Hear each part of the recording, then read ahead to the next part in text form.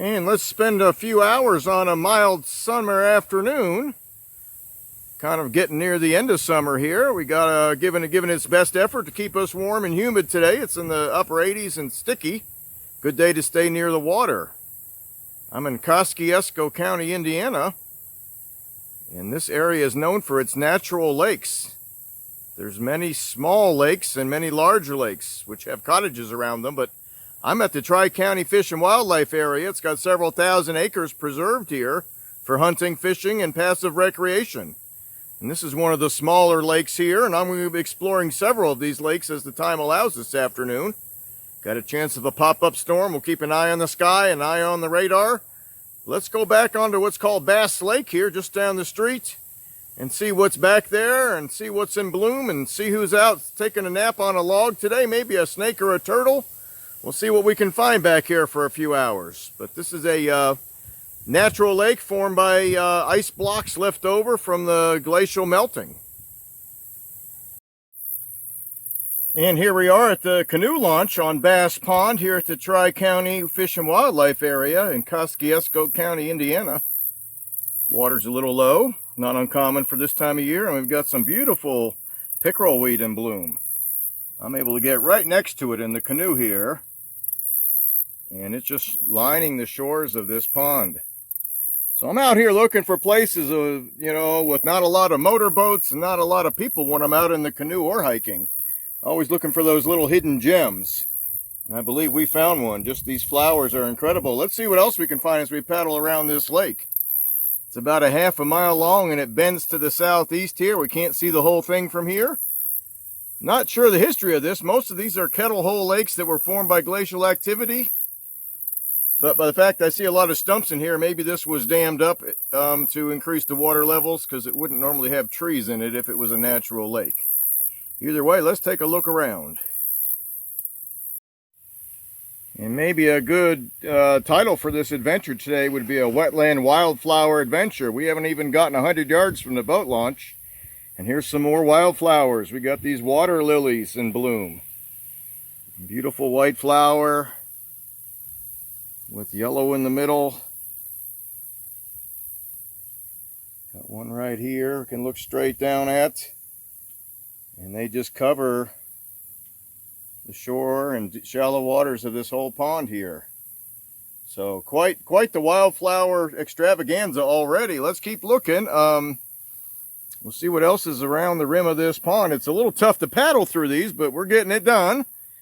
And I see some taller water lilies sticking up over there. Let's see if we can figure out what those are. And sure enough, the taller, larger lily pads that we saw a minute ago were those of the yellow water lily. I didn't have to come too far to find the flower in bloom here.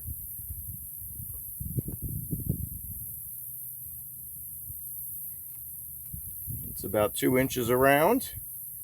It appears this is as much open as they get. I don't see any of them more open than this.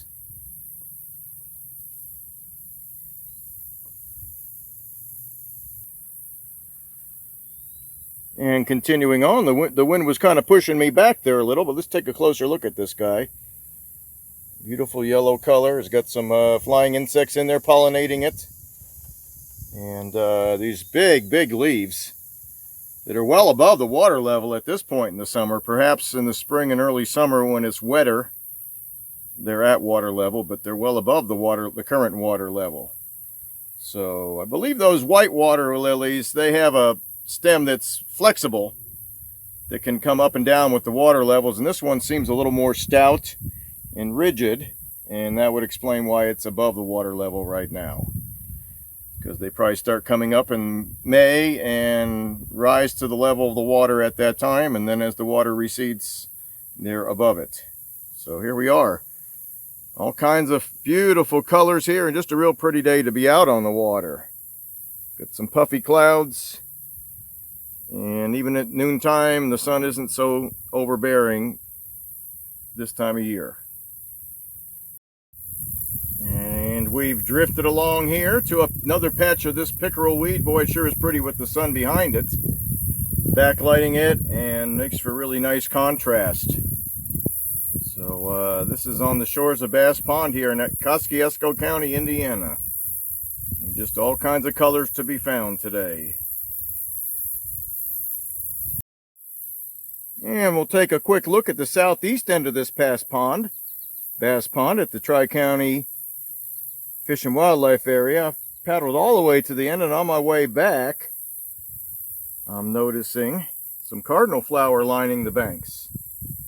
So this is not truly a wetland plant. It grows near the water, but not usually in the water like the water lilies, but it's a very, very bright red, crimson, and incredible color for this time of year.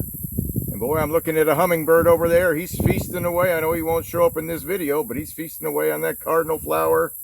And I got that red flag tied to the back of my canoe for when I'm transporting it. And I had it parked yesterday, and a hummingbird thought the red flag on my canoe was a cardinal flower and was trying to figure out where the nectar was. So these animals are obviously attracted by colors of flowers, and they know what's common and they know what to look for this time of year. So beautiful, beautiful flowers along the sides of this Bass Pond here.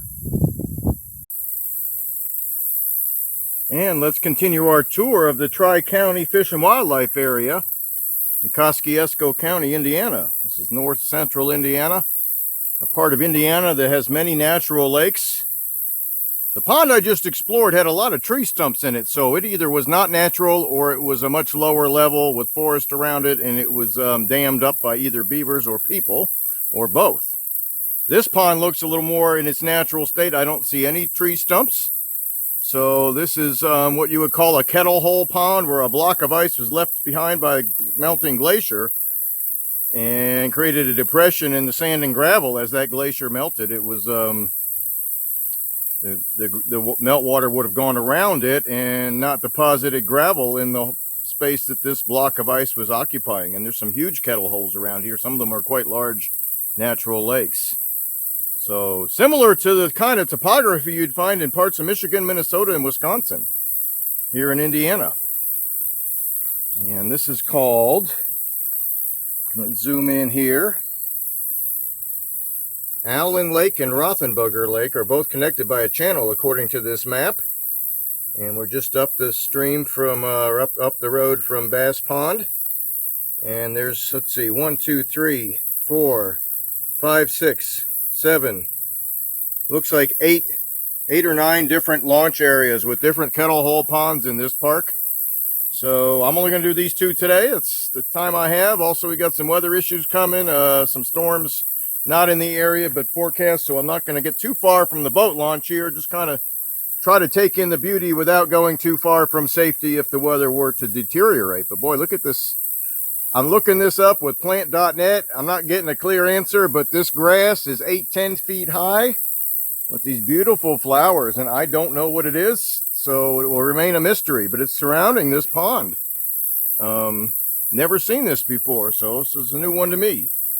Let's head down these little channels here and get out into the open water and see what's back here. And open water is the case for this pond here, this Allen Pond. Unlike the pond I was at a few hours ago, this has plenty of deep water and open water for fishing with a bathtub ring of water lilies. These are mostly the yellow variety surrounding it, and this unknown grass that grows taller than the rest of the surrounding plants. Plenty of willows hanging across the banks, over the banks, and over the water. And in the background here, we've got another color to add to our coloring book today for wildflowers. In the background there, I've got some purple loosestrife, which is invasive and non-native, but is very showy nonetheless. Does not appear to be overtaking this wetland. There's just a few plants right here, so that's good news. But it can overtake wetlands and crowd out the natives. But at least it's a very showy plant nonetheless. So this is Allen Pond. There's a little channel on the map going over to Rothenberger Pond. I'll see if I can find it.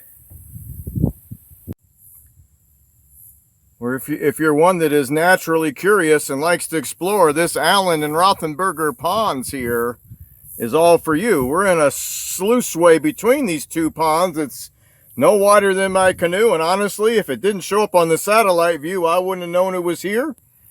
But it did, and I'm following it. So I knew about where to look for it. And it is passable, but you got to paddle through this yellow pond water lily as you go.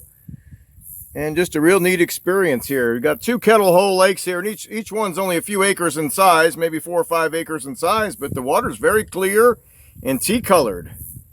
So that's from all the decaying leaves that often give it that color if there isn't a lot of water flushing through this pond.